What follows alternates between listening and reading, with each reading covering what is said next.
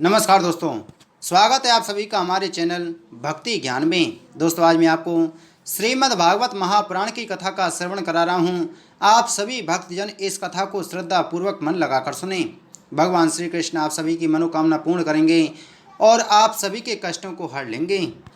श्री सुखदेव जी कहते हैं, राजन, अंगिरस गोत्र में सम दम तप स्वाध्याय वेदाध्ययन त्याग अतिथि आदि को अन्न देना, संतोष तितिक्षा विनय विद्या कर्म विद्या अनुसूया, दूसरों के गुणों में दोष न ढूंढना, आत्मज्ञान आत्मा के कृतत्व और भोग तत्व का ज्ञान एवं आनंद धर्म पालन जनित सुख सभी गुणों से संपन्न एक श्रेष्ठ ब्राह्मण थी।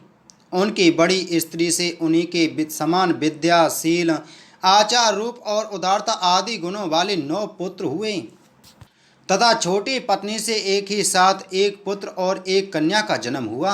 इन दोनों में जो पुरुष था वह परम भागवत राजशिरोमणि भरत थे। वे मृग शरीर का परित्याग करके अंतिम जन्म में ब्राह्मण हुए थे, ऐसा महापुरुषों का कथन है। इस जन्म में भी भगवान की कृपा से अपनी पूर्व जन्म परंपरा का स्मरण रखने के कारण वे इस आशंका से कि कहीं फिर कोई विघ्न उपस्थित न हो जाए, उन्होंने स्वजनों के संग से भी बहुत डरते थे। हर समय जिनका श्रवण स्मरण और गुण कीर्तन सब प्रकार के कर्म बंधनों को काट देता है, श्री भगवान के उस युगल चरण कमलों को ही हृदय में धारण किए रहते तथा दूसरों की दृष्टि में अनेकों पागल मूर्ख अंधे और बहरे के समान दिखाते। पिता का तो उनमें भी वैसा ही स्नेह था, इसलिए ब्राह्मण देवता ने अपने पागल पुत्र के भी शास्त्रानुसार बर्ताव पर्यंत विवाह से पूर्व के सभी संस्कार करने के विचार से उनका उपनयन संस्कार किया। यद्यपि वे चाहते नहीं थे तो भी पिता का कर्तव्य है कि पुत्र को शिक्षा दें। इस शास्त्र विधि के अनुसार उन्होंने उन्हें शौच आचमन आदि आवश्यक कर्मों की शिक्षा दी, किंतु भरत जी तो पिता के सामने ही उनके उपदेश के विरुद्ध आचरण करने लगते थे। पिता चाहते थे कि वर्षा काल में इसे वेदाध्ययन आरंभ करा दूं, किंतु बसंत और ग्रीष्म ऋतु के चैत्र वैशाख ज्येष्ठ और आषाढ़ 4 महीनों तक पढ़ाते रहने पर भी वे इन्हें ब्याहति और शिरो मंत्र प्रवण के सहित त्रिपदा गायत्री भी अच्छी तरह याद ना करा सके। ऐसा होने पर भी अपने इस पुत्र में उनका आत्मा के समान अनुराग था, इसलिए उनकी प्रवृत्ति न होने पर भी वे पुत्र को अच्छी तरह शिक्षा देनी चाहिए। इस अनुचित आग्रह से उसे शौच विद्याध्ययन व्रत नियम तथा गुरु और अग्नि की सेवा आदि ब्रह्मचर्याश्रम के आवश्यक नियमों की शिक्षा देते ही रहे, किंतु अभी पुत्र को सुशिक्षित देखने का उनका मनोरथ पूरा न हो पाया था और स्वयं भी भागवत जन रूप अपने मुख्य कर्तव्य से असावधान रहकर केवल घर के धंधों में ही व्यस्त थे कि सदा सजग रहने वाले काल भगवान ने आक्रमण करके उनका अंत कर दिया। तब उनकी छोटी भार्या अपने गर्भ से उत्पन्न हुए दोनों बालक अपनी सौत को सौंपकर स्वयं सती होकर पति लोक को चली गई। भरत जी के भाई कर्मकांड को सबसे श्रेष्ठ समझते थे। वे ब्रह्म ज्ञान रूप पराविद्या से सर्वथा अनभिज्ञ थे, इसलिए उन्हें भरत जी का प्रभाव भी ज्ञात नहीं था। वे उन्हें निरामूर्ख समझते थे। अतः पिता के परलोक सिधारने पर उन्होंने उन्हें पढ़ाने लिखाने का आग्रह छोड़ दिया। भरत जी को मानापमान का कोई विचार न था। जब साधारण नर पशु उन्हें पागल मूर्ख अथवा बहरा कहकर पुकारते हुए वे भी उसी के अनुरूप भाषण करने लगते। कोई भी उनसे कुछ भी काम कराना चाहते तो वे उनकी इच्छा के अनुसार कर देते। बेगार के रूप में, मजदूरी के रूप में मांगने पर अथवा बिना मांगे जो भी थोड़ा बहुत अच्छा या बुरा अन्न उन्हें मिल जाता, उसी को जीव का जरा भी स्वाद न देखते हुए खा लेते। अन्य किसी कारण से उत्पन्न होने वाला स्वतः सिद्ध केवल ज्ञान आनंद स्वरूप आत्मज्ञान उन्हें प्राण हो गया था। इसलिए शीतोष्ण मान अपमान आदि द्वंद्वों से होने वाले सुख दुख आदि में उन्हें देहाभिमान की स्फूर्ति नहीं होती थी। वे सर्दी, गर्मी, वर्षा और आंधी के समय सांड के समान नंगे पड़े रहते थे। उनके सभी अंग हष्ट पुष्ट एवं घटे हुए थे। वे पृथ्वी पर ही पड़े रहते थे, कभी तेल उपटन आदि नहीं लगाते थे और न कभी स्नान ही करते थे। इससे उनके शरीर पर मैल जम गई थी। उनका ब्रह्म तेज धूल से ढके हुए मूल्यवान मणि के समान छिप गया था। वे अपनी कमर में एक मैला कुचैला कपड़ा लपेटे रहते थे। उनका यज्ञोपवीत भी बहुत ही मैला हो गया था। इसलिए अज्ञानी जनता यह कोई द्विज है, कोई अधम ब्राह्मण है, ऐसा कहकर उनका तिरस्कार कर दिया करती थीं। किंतु वे इसका कोई विचार न करके स्वच्छंद विचरते थे। दूसरों की मजदूरी करके पेट पालते देख जब उन्हें अपने भाइयों ने खेत की क्वारियां ठीक करने में लगा दिया, तब वे उस कार्य को भी करने लगे। परंतु उन्हें इस बात का कुछ भी ध्यान न था कि उन क्यारियों की भूमि समतल है या ऊंची नीची, अथवा वह छोटी है या बड़ी। अनेक भाई उन्हें चावल की कनी, खली, भूसी, भुने हुए उड़द अथवा बर्तनों में लगी हुई जले अन्न की खुरचन जो कुछ भी दे देते, उसी को वे अमृत के समान खा लेते थे। किसी समय डाकुओं के सरदार ने, जिसको सामंत शूद्र जाति के थे, पुत्र की कामना से भद्रकाली को मनुष्य की बलि देने का संकल्प किया। उसने जो पुरुष पशु बलि देने के लिए पकड़ मंगाया था, वह देववश उसके फंदे से निकलकर भाग गया। उसे ढूंढने के लिए उसके सेवक चारों ओर दौड़े, किंतु अंधेरी रात में आधी रात के समय कहीं उसका पता न लगा। इसी समय देवयोग से अकस्मात उनकी दृष्टि इन आंगिरस सगोत्रीय ब्राह्मण कुमार पर पड़ी, जो वीरासन से बैठे हुए मृग, बहर आदि जीवों से खेतों की रखवाली कर रहे थे। उन्होंने देखा कि यह पशु तो बड़े अच्छे लक्षणों वाला है, इससे हमारे स्वामी का कार्य अवश्य सिद्ध हो जाएगा। यह सोचकर उनका मुख आनंद से खिल उठा और वे उन्हें रस्सियों से बांधकर चंडिका के मंदिर में ले आए। तदंतर उन चोरों ने अपनी पद्धति के अनुसार विधि पूर्वक उनको अभिषेक एवं स्नान कराकर कोरे वस्त्र पहनाए तथा नाना प्रकार के आभूषण, चंदन, माला और तिलक आदि से विभूषित कर अच्छी तरह भोजन कराया। फिर धूप, दीप, माला, खील, पत्ते, अंकुर और फल आदि उपहार सामग्रियों के सहित बलिदान की विधि से गान, स्तुति और मृदंग एवं ढोल आदि का महान शब्द करते हुए उस पशु को भद्रकाली के सामने नीचा सिर करा के बैठा दिया। इसके पश्चात दस्युराज के पुरोहित बने हुए लुटेरों ने उस नर पशु के रुधिर से देवी को तृप्त करने के लिए देवी मंत्रों से अभिमंत्रित कर एक तीक्ष्ण खड़क उठाया। चोर स्वभाव से तो रजोगुणी तमोगुणी थे ही, धन के मन से उनका चित्त और भी उन्मत्त हो गया था।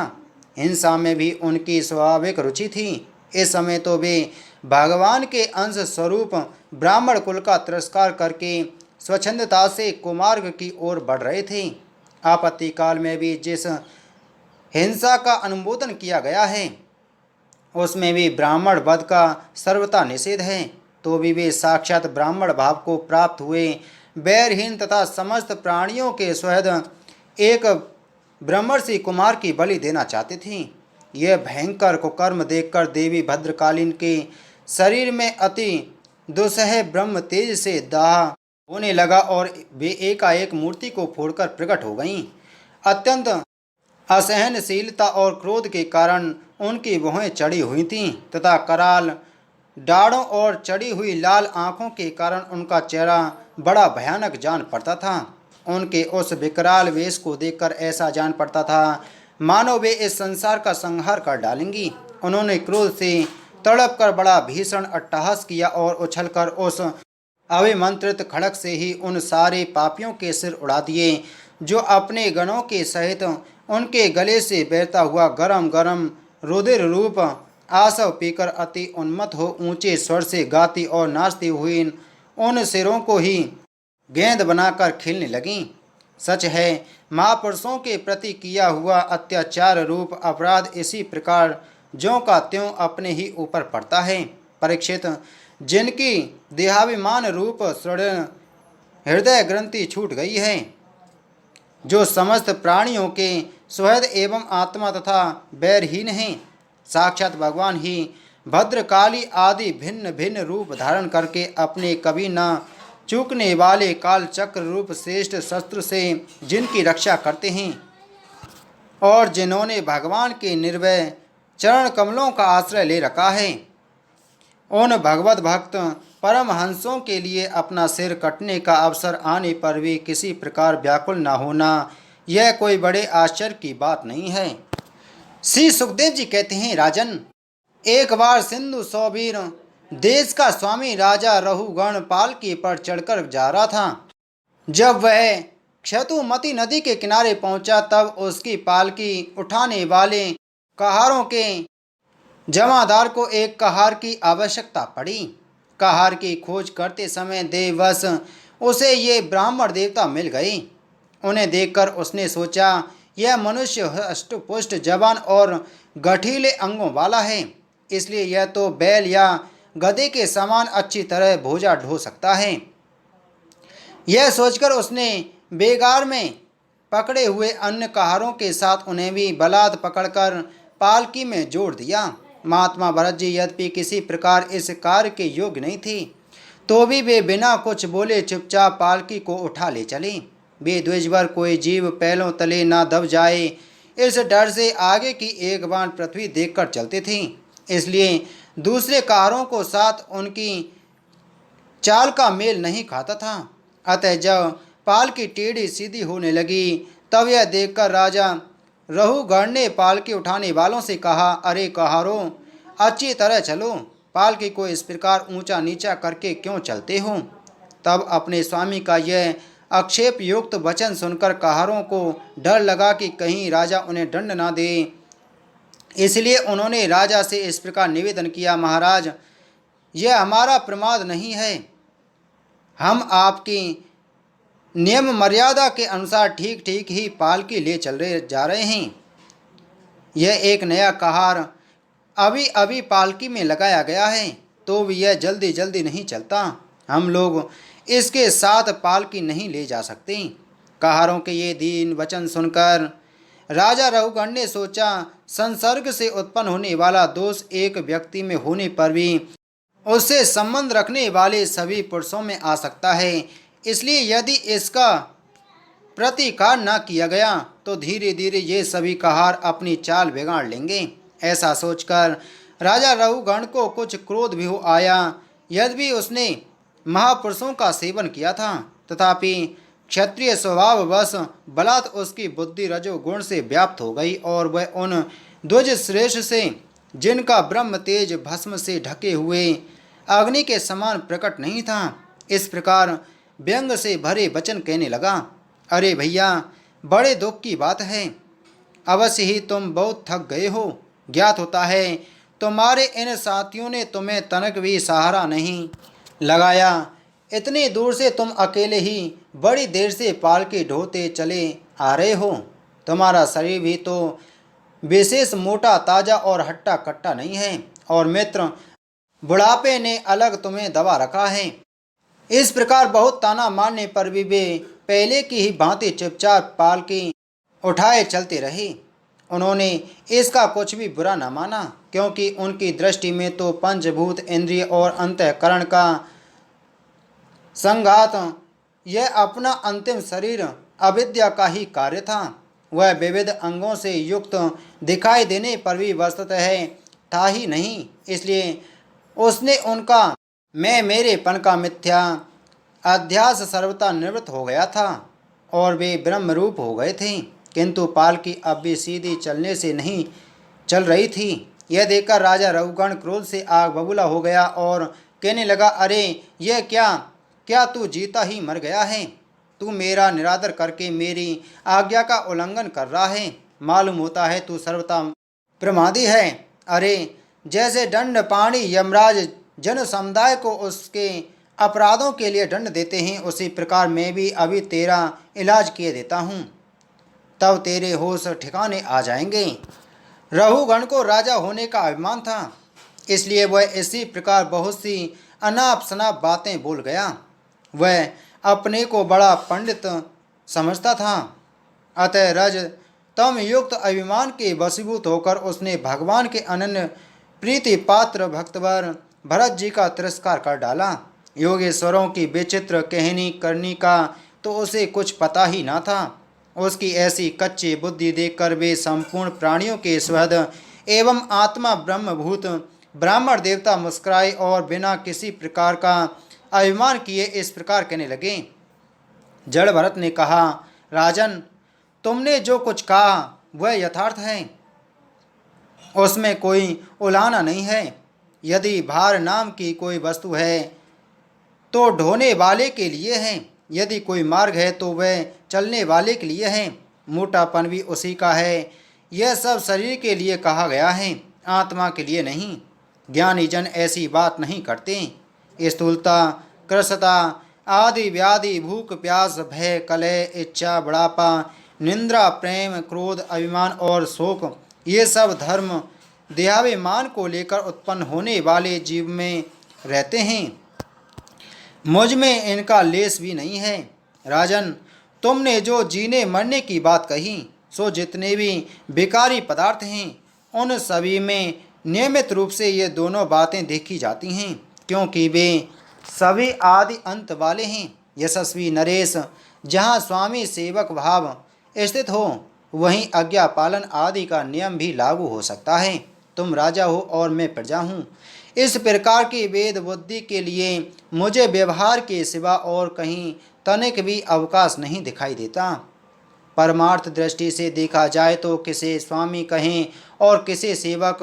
फिर भी राजन, तुम्हें यदि स्वामित्व का अभिमान है तो कहो, मैं तुम्हारी क्या सेवा करूं। वीरवर, मैं मत उन्मत्त और जड़ के समान अपनी ही स्थिति में रहता हूँ। मेरा इलाज करके तुम्हें क्या हाथ लगेगा। यदि मैं वास्तव में जड़ और प्रमादी ही हूँ तो भी मुझे शिक्षा देना पिसे हुए को पीसने के समान व्यर्थ ही होगा। श्री सुखदेव जी कहते हैं, परीक्षित, मुनिवर जड़ भरत यथार्थ तत्व का उपदेश करते हुए इतना उत्तर देकर मौन हो गए। उनका देहात्म बुद्धि का देहभूत अज्ञान निवृत्त हो चुका था, इसलिए वे परम शांत हो गए थे। अतः इतना कहकर योग भोग द्वारा प्रारब्ध क्षय करने के लिए वे फिर पहले के ही समान उस पालकी को कंधे पर लेकर चलने लगे। सिंधु सौवीर नरेश रहुगण भी अपनी उत्तम श्रद्धा के कारण तत्व जिज्ञासा का पूरा अधिकारी था। जब उसने उन द्विज श्रेष्ठ के अनेकों योग ग्रंथों से समर्थित और हृदय की ग्रंथि का छेदन करने वाले ये वाक्य सुने, तब वह तत्काल पालकी से उतर पड़ा। उसका राजमद सर्वथा दूर हो गया और वह उनके चरणों में सिर रखकर अपना अपराध क्षमा कराते हुए इस प्रकार कहने लगा, देव, आपने ध्वजों का चिन्ह यज्ञोपवीत धारण कर रखा है, बतलाइए, इस प्रकार प्रसन्न भाव से विचरने वाले आप कौन हैं? क्या आप दत्तात्रेय आदि अवधूतों में से कोई हैं? आप किसके पुत्र हैं? आपका कहाँ जन्म हुआ है और यहाँ कैसे आपका पदार्पण हुआ है? यदि आप हमारा कल्याण करने पधारे हैं तो क्या आप साक्षात सत्वमूर्ति भगवान कपिल जी ही तो नहीं हैं? मुझे इंद्र के वज्र का कोई डर नहीं है, ना मैं महादेव जी के त्रिशूल से डरता हूँ और न यमराज के दंड से। मुझे अग्नि, सूर्य, चंद्र, वायु और कुबेर के अस्त्र शस्त्रों का भी कोई भय नहीं है, परंतु मैं ब्राह्मण कुल के अपमान से बहुत ही डरता हूँ। अतः कृपा बतलाइए, इस प्रकार अपने विज्ञान और शक्ति को छिपाकर मूर्खों की भांति विचरने वाले आप कौन हैं? विषयों से तो आप सर्वथा अनासक्त जान पड़ते हैं, मुझे आपकी कोई था नहीं मिल पा रही है। साधो, आपके योग युक्त वाक्यों की बुद्धि द्वारा आलोचना करने पर भी मेरा संदेह दूर नहीं होता। मैं आत्मज्ञानी मुनियों के परम गुरु और साक्षात श्री हरि की ज्ञान शक्ति के अवतार योगेश्वर भगवान कपिल से यह पूछने के लिए जा रहा था कि इस लोक में एकमात्र शरण लेने योग्य कौन है? क्या आप वे कपिल मुनि ही हैं जो लोगों की दशा देखने के लिए इस प्रकार अपना रूप छिपाकर विचर रहे हैं? भला घर में आसक्त रहने वाला विवेकहीन पुरुष योगेश्वरों की गति कैसे जान सकता है? मैंने युद्ध आदि कर्मों में अपने को श्रम होते देखा है। इसलिए मेरा अनुमान है कि बोझा ढोने और मार्ग में चलने से आपको भी अवश्य ही होता होगा। मुझे तो व्यवहार मार्ग भी सत्य ही जान पड़ता है, क्योंकि मिथ्या घड़े से जल लाना आदि कार्य नहीं होता। देह आदि के धर्मों का आत्मा पर कोई प्रभाव ही नहीं होता। ऐसी बात भी नहीं है, चूल्हे पर रखी हुई बटलोई जब अग्नि से तपने लगती है तब उसका जल भी खोलने लगता है और फिर उस जल से चावल का भीतरी भाग भी पक जाता है। इसी प्रकार अपनी उपाधि के धर्मों का अनुवर्तन करने के कारण देह, इंद्रिय, प्राण और मन की सत्रिधि से आत्मा को भी उनके धर्म, श्रम आदि का अनुभव होता ही है। आपने जो दंड आदि की व्यर्थता बताई, सो राजा तो प्रजा का शासन और पालन करने के लिए नियुक्त किया हुआ उसका दासी है। उसका उन्मत्त आदि को दंड देना पिसे हुए को पीसने के समान व्यर्थ नहीं हो सकता, क्योंकि अपने धर्म का आचरण करना भगवान की ही सेवा है। उसे करने वाला व्यक्ति अपनी संपूर्ण पाप राशि को नष्ट कर देता है। दीनबंधु, राजत्व के अभिमान से उन्मत्त होकर मैंने आप जैसे परम साधु की अवज्ञा की है। अब आप ऐसी कृपा दृष्टि कीजिए जिससे इस साधु अवज्ञा रूप अपराध से मैं मुक्त हो जाऊं। आप देह अभिमान शून्य और विश्व बंधु श्री हरि के अनन्य भक्त हैं। इसलिए सौम्य समान दृष्टि होने से इस मान अपमान के कारण आप में कोई विकार नहीं हो सकता।